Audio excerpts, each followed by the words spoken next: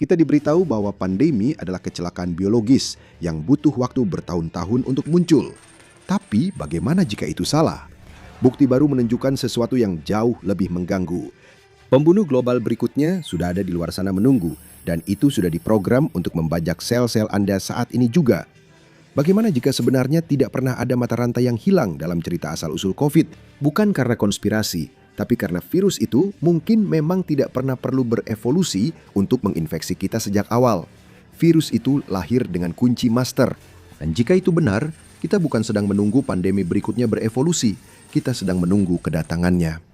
Sejak hari pertama keberadaannya, umat manusia harus menavigasi ladang ranjau biologis.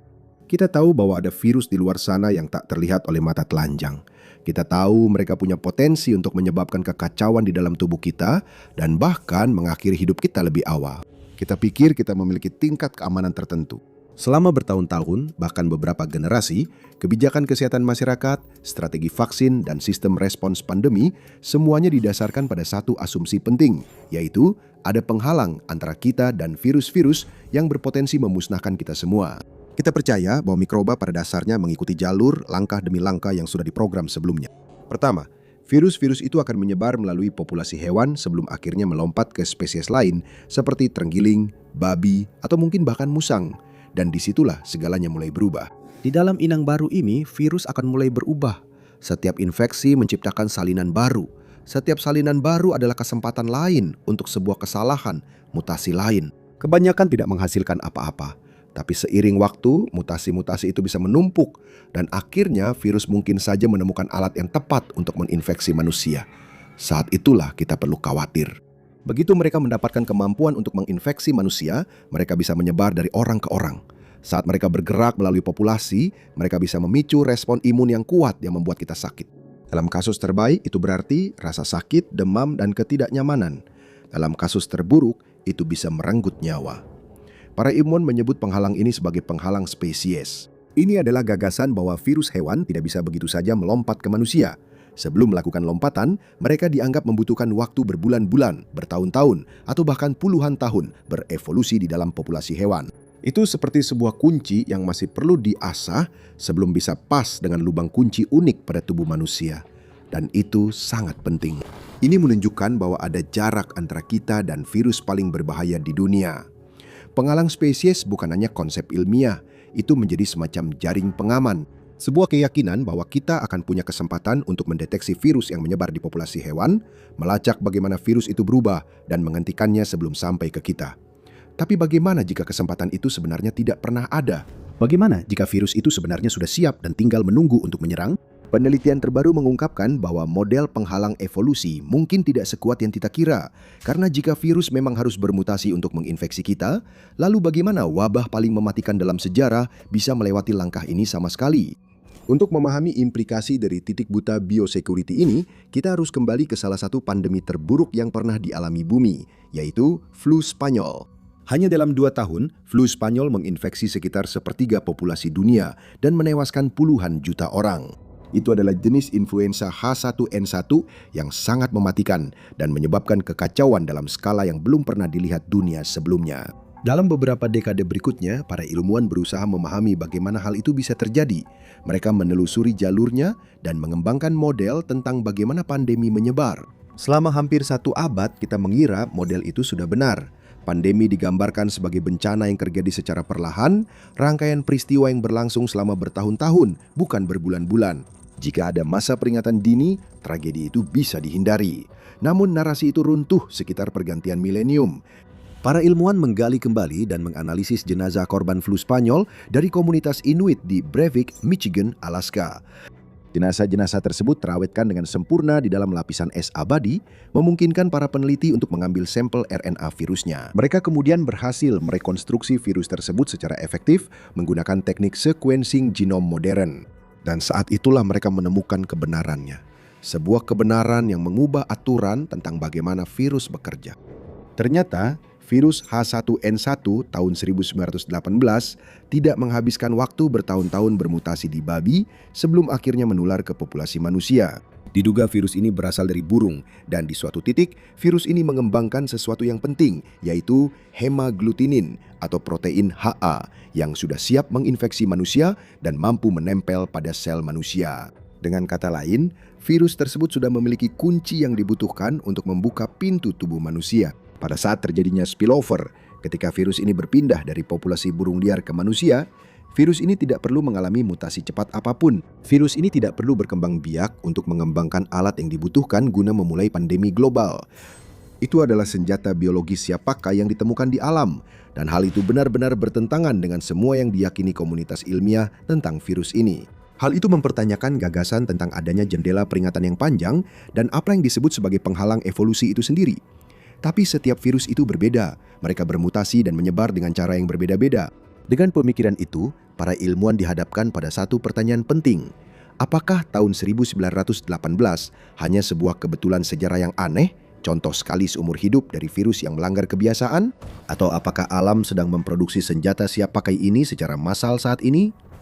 Pada tahun 2021, sekelompok peneliti menemukan sesuatu yang menghancurkan semua yang kita yakini tentang cara kerja virus. Itu terjadi pada puncak pandemi COVID-19 yang disebabkan oleh strain SARS-CoV-2 dari virus corona.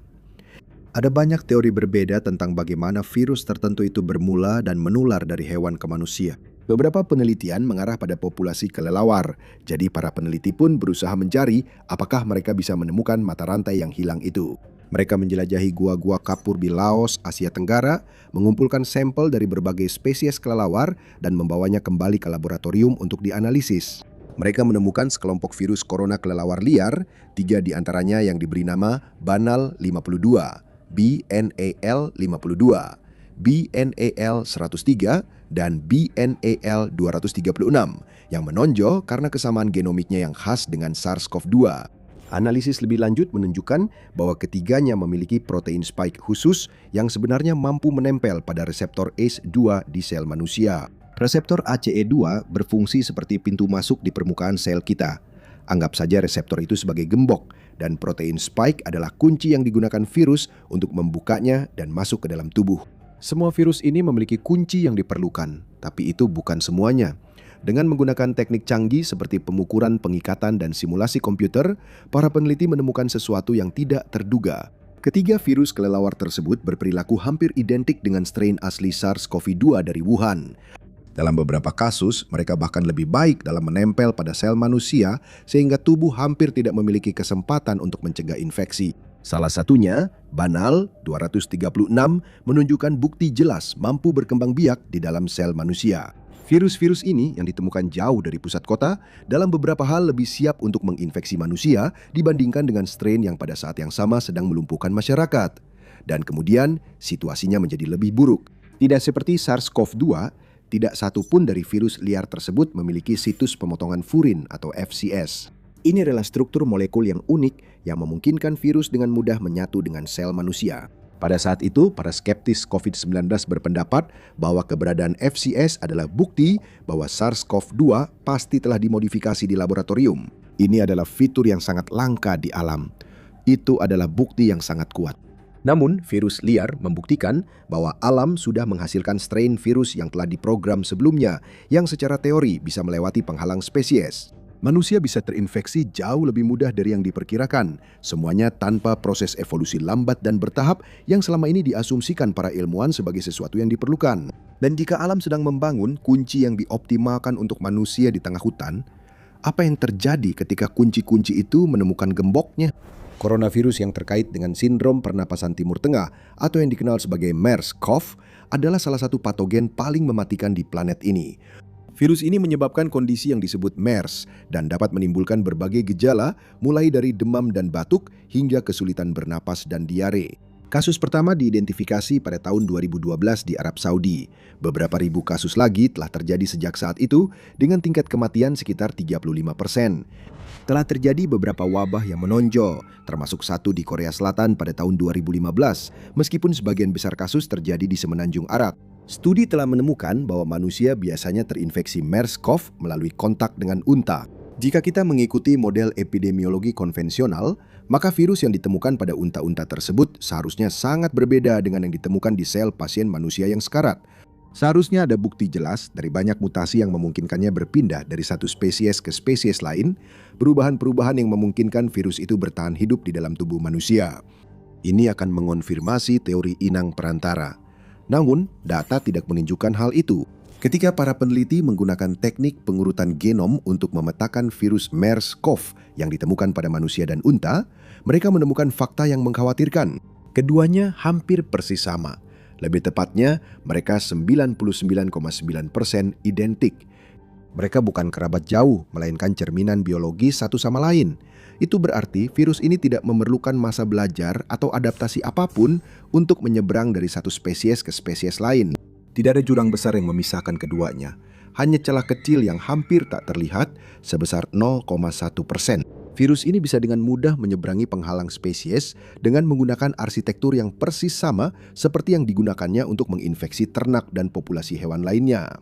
Ini adalah penyerbu yang berfungsi penuh, sepenuhnya kompatibel dan sangat efektif, senjata pemusnah massal mikroskopis yang lebih mudah beradaptasi daripada yang pernah kita bayangkan. Implikasi dari hal ini sangat menakutkan dari sudut pandang biosecurity. Penemuan ini menunjukkan bahwa para ahli virologi mungkin telah bekerja dengan informasi yang keliru selama bertahun-tahun. Mereka telah mencari tanda peringatan yang salah, mengikuti model yang tidak dapat diandalkan, dan membiarkan masyarakat berjalan tanpa sadar menuju krisis biologis berikutnya. Jika virus berbasis hewan seperti MERS-CoV sudah identik dengan versi yang mematikan manusia, lalu berapa banyak lagi virus seperti itu di luar sana yang hanya menunggu untuk memicu pandemi berikutnya? Pada awal dekade 2020-an, kita sudah tahu bahwa ada virus di luar sana yang bisa berpindah dari hewan ke manusia jauh lebih cepat dari yang diperkirakan. Para ilmuwan telah membuktikan hal ini dengan kasus seperti flu Spanyol dan MERS-CoV. Namun, banyak orang masih menganggapnya sebagai pengecualian atau anomali. Lalu, sebuah studi revolusioner pada tahun 2024 muncul. Studi itu menunjukkan bahwa dugaan anomali ini mungkin merupakan bagian dari tren yang lebih besar dan sangat mengkhawatirkan. Studi ini dilakukan oleh para peneliti di Bloom Lab di Fred Hutch Cancer Center yang dipimpin oleh ahli biologi evolusi Jesse Bloom. Studi ini dirancang untuk menguji hipotesis penghalang evolusi secara maksimal. Mereka ingin mengetahui apakah virus benar-benar membutuhkan waktu untuk beradaptasi ketika mereka berpindah ke manusia, atau apakah mereka sebenarnya sudah mampu melakukannya sejak awal. Untuk melakukan ini, tim tidak hanya fokus pada satu wabah atau satu jenis virus saja. Sebaliknya, mereka menganalisis kumpulan data genomik yang besar untuk memahami bagaimana virus-virus tersebut berperilaku di tingkat molekuler. Mereka menggunakan teknik yang disebut pemindaian mutasi mendalam untuk mempelajari protein virus tertentu secara detail. Analisis mereka mencakup berbagai macam virus, termasuk influenza, SARS-CoV-2, HIV, dan Zika. Hal ini memungkinkan mereka memetakan bagaimana ribuan mutasi potensial dapat memengaruhi kemampuan virus untuk menghindari antibodi dan menginfeksi sel. Pertama, para peneliti harus membuat apa yang disebut pseudovirus. Ini adalah versi aman dari patogen asli yang mampu memasuki sel tetapi tidak dapat bereplikasi. Hal ini menghilangkan berbagai risiko yang terkait dengan bekerja menggunakan strain virus hidup yang berbahaya. Mereka kemudian dapat merekayasa secara genetik protein virus tersebut untuk membuat mutasi mereka sendiri. Ini mirip dengan cara sel virus dapat berubah atau beradaptasi untuk meningkatkan infektivitas dan kemampuannya bertahan hidup di berbagai inang dan lingkungan. Varian-varian tersebut kemudian diuji dan para peneliti mengukur seberapa baik mereka kebal terhadap antibodi dan seberapa kuat mereka menempel pada sel inang. Data tersebut mengarah ke satu kesimpulan.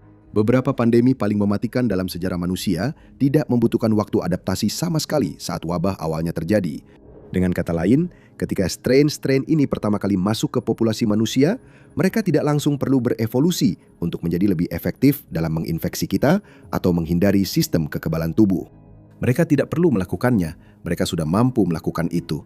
Hal ini menunjukkan adanya kelemahan sistemik yang nyata dalam pengawasan dan keamanan kesehatan global. Komunitas ilmuwan dan inisiatif virologi seperti program USAID Predicts meyakini bahwa kita seharusnya mencari virus di alam liar yang mulai berevolusi dengan agar makin cocok menginfeksi manusia, yang dapat membuka jalan menuju infeksi yang meluas. Sementara itu, virus-virus yang lebih generalis yang mampu menginfeksi berbagai spesies secara historis dianggap berisiko lebih rendah. Itu karena mereka tampaknya tidak dioptimalkan untuk penularan pada manusia. Penelitian ini membalikkan keyakinan-keyakinan tersebut. Ini menunjukkan bahwa ketika sebuah virus mulai mengembangkan ciri yang teradaptasi pada manusia, itu sudah terlambat. pandemi sudah dimulai. Studi tersebut tampaknya menunjukkan bahwa mungkin ada sejumlah virus di luar sana di alam liar saat ini yang hanya menunggu sampai bertemu inang manusia. Satu faktor yang tampaknya berpihak pada umat manusia adalah bahwa strain virus ini terbatas di tempat-tempat yang jauh dari populasi manusia. Virus-virus tersebut tampaknya terutama ada di hutan, gua, dan ekosistem terpencil lainnya. Jika itu benar, maka hal itu menjelaskan mengapa pandemi global tampaknya hanya terjadi sekali dalam satu abad. Orang-orang memang tidak pernah bersentuhan dengan virus-virus ini. Model penghalang evolusi mungkin telah runtuh, tetapi penghalang geografis baru tampaknya telah muncul. Jarak fisik yang nyata antara populasi manusia dan hewan yang terinfeksi membantu kita tetap relatif aman. Itulah teorinya. Para peneliti membuat penemuan menakutkan lainnya, yang membuat komunitas ilmiah kembali ke titik awal untuk menilai ulang pemahaman mereka tentang biologi virus. Mereka menemukan bahwa orang-orang sebenarnya seringkali berhadapan dengan jenis virus seperti ini. Sebuah studi dilakukan dengan melibatkan hampir 700 subjek dari komunitas pedesaan di Myanmar. Mereka diperiksa untuk mencari tanda-tanda adanya sarbecovirus, jenis khusus dari virus corona yang sebagian besar menginfeksi kelelawar dan berpotensi menular ke manusia. Studi tersebut menemukan bahwa 12,1% dari orang-orang tersebut memiliki antibodi terhadap virus-virus itu. Itu berarti mereka pernah terpapar virus tersebut di suatu waktu di masa lalu. Orang-orang jauh lebih mungkin mendapatkan hasil tes positif jika mereka bekerja di industri yang melibatkan aktivitas di luar ruangan atau menangani bahan mentah. Ini termasuk aktivitas seperti penebangan kayu, berburu, dan memanen hasil hutan. Ini adalah temuan yang penting. Rata-rata lebih dari 1 dari 10 orang di wilayah-wilayah ini telah terinfeksi virus dari satwa liar. Sebagian besar tampaknya terkait dengan kelelawar, dengan beberapa bukti juga mengarah pada terenggiling. Namun ketika Anda memeriksa catatan kesehatan masyarakat resmi dari daerah yang sama, Anda tidak akan menemukan laporan tentang wabah besar. Tidak ada lonjakan tak terduga dalam infeksi atipikal, tidak ada lockdown atau karantina mendadak. Tapi semua petunjuk ada di sana. Petunjuk-petunjuk itu tersembunyi dalam darah individu-individu ini. Petunjuk-petunjuk itu adalah sisa-sisa dari uji coba senjata secara diam-diam yang belum sepenuhnya diaktifkan. Penjelasan lama tentang bagaimana virus bekerja sudah benar-benar hancur pada tahap ini. Manusia tidak seistimewa yang selama ini kita percayai. Setidaknya di mata virus. Kita hanyalah langkah berikutnya dalam rantai itu. Virus sudah memiliki semua yang mereka butuhkan untuk menginfeksi kita. Dan mereka memang sedang melakukannya, meskipun di tempat-tempat yang tidak menjadi sorotan utama berita. Jika semua yang telah kita lihat sejauh ini memang akurat, maka hari-hari umat manusia pasti sudah terhitung. Bukti menunjukkan bahwa umat manusia beruntung bisa bertahan sejauh ini dengan begitu banyak virus yang berpotensi mematikan beredar di alam. Untungnya ada satu hal yang selama ini selalu berpihak pada kita, garis pertahanan terakhir kita. Sebuah pelindungan biologis yang telah membantu menjaga umat manusia tetap hidup selama beberapa generasi, yang memungkinkan kita bertahan dari pandemi yang menewaskan puluhan juta orang. Ini disebut respons interferon dan berfungsi seperti firewall bawaan tubuh. Ketika virus yang siap menginfeksi manusia masuk ke dalam tubuh, data menunjukkan bahwa virus tersebut tidak kesulitan menempel pada reseptor dan masuk ke dalam sel. Virus itu sudah membawa kunci yang dibutuhkan untuk membuka pengunci biologis tersebut. Itu bagian yang mudah. Karena begitu virus masuk ke dalam tubuh, sesuatu yang lain pun dimulai, yaitu hitungan mundur yang tak terlihat. Jika virus tidak bergerak cukup cepat, virus itu tidak akan memiliki kebebasan yang dibutuhkan untuk bereplikasi dan menyebar. Sebaliknya, virus itu akan dibunuh dalam hitungan jam. Disinilah respons interferon berperan. Interferon adalah sekelompok protein pensinyal yang juga dikenal sebagai sitokin. Mereka diproduksi oleh tubuh sebagai respons terhadap keberadaan mikroba asing seperti virus dan bakteri. Sesuai dengan namanya, interferon dirancang untuk mengganggu para penyerbu ini. Mereka memperlambat, mengganggu replikasi mereka, dan membuat mereka lebih sulit berkembang di dalam tubuh. Mereka melakukan ini dengan berbagai cara, termasuk secara aktif menghancurkan RNA virus dan memberitahu sel lain untuk melindungi diri dari ancaman yang akan datang. Studi menunjukkan bahwa sebagian besar virus liar sepenuhnya dinetralkan oleh serangan balasan seluler awal ini. Meskipun virus-virus itu memiliki kunci untuk melewati pintu depan, mereka segera menyadari bahwa rumah tersebut dilengkapi dengan sistem keamanan canggih. Karena bagi virus, tantangan sebenarnya bukan hanya masuk ke dalam tubuh atau bahkan memasuki sel. Tantangan utamanya adalah bertahan cukup lama untuk bereplikasi, berkembang biak dengan cepat agar bisa mengambil alih sebelum sistem imun memusnahkan mereka. Inilah satu-satunya hal yang menyelamatkan kita dari keadaan darurat pandemi yang terus-menerus. Rentang waktu peringatannya tergantung pada virusnya sendiri. Beberapa virus bermutasi dengan cepat, memungkinkan mereka untuk melemahkan atau menghindari respons interferon. Virus lain dihentikan lebih awal, dan itu juga tergantung pada kemampuan tubuh sendiri untuk mendeteksi invasi dengan cukup cepat, membunyikan alarm, dan mengaktifkan pertahanannya sebelum virus dapat menyebar. Itulah sebabnya 1 dari 10 orang di wilayah pedesaan Myanmar memiliki antibodi tersebut. Ya, sistem tubuh mereka diserang oleh virus liar dari kelelawar dan makhluk lain, tetapi itu tidak memicu wabah besar-besaran atau pandemi yang melumpuhkan masyarakat. Tubuh mereka mampu merespons tepat waktu dan interferon mereka melakukan tugas yang memang dirancang untuk itu. Musuh berhasil dieliminasi tepat di dalam gerbang kastil. Tapi kenapa alam justru membuat kunci-kunci yang siap untuk manusia sejak awal? Kalau kita bukan target utamanya.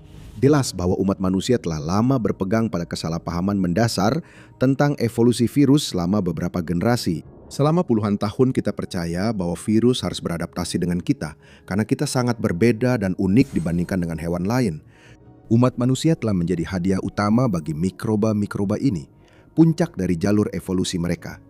Namun data menunjukkan cerita yang sangat berbeda. Data menunjukkan bahwa strain virus paling sukses dalam sejarah seperti flu Spanyol 1918 dan SARS-CoV-2 penyebab COVID-19 tidak menunjukkan tanda-tanda utama adaptasi manusia baru-baru ini. Inilah yang oleh para ahli virologi disebut virus generalis. Mereka tidak berevolusi di alam liar atau bermutasi di hutan lebat. Mereka juga tidak diprogram sebelumnya untuk menginfeksi dan membunuh manusia secara khusus. Mereka bahkan tidak memerlukan mutasi acak selama bertahun-tahun untuk mencapai bentuk yang siap menginfeksi manusia. Mereka hanya berevolusi seiring waktu untuk bertahan hidup di lingkungan dengan kepadatan tinggi dan banyak spesies. Mereka belajar berkembang di tempat-tempat di mana kelelawar, burung, hewan pengerat, primata, dan makhluk lain ada. Itu memberi mereka keuntungan yang sangat besar. Virus-virus ini menyebar lebih mudah ketika mereka tidak terbatas pada satu spesies saja. Virus-virus ini pada dasarnya memiliki kunci induk mereka sendiri yang memungkinkan mereka pergi kemana saja yang mereka inginkan. Dengan kata lain, manusia bukanlah target utamanya. Manusia bahkan bukan tujuan akhir atau sasaran utama. Manusia hanyalah korban sampingan. Inilah yang membuat pandemi berikutnya menjadi sesuatu yang tak terhindarkan dan tak terlihat. Perangkat kerasnya sudah ada dan sepenuhnya kompatibel dengan sistem operasi manusia. Ketika alam menciptakan senjata biologisnya sendiri, umat manusia bukan sekedar penonton. Dan ketika sesuatu tidak berjalan semestinya, pasti ada konsekuensinya. Temukan kebenaran mengerikan tentang virus yang sebenarnya bocor dari laboratorium. Atau tonton video ini.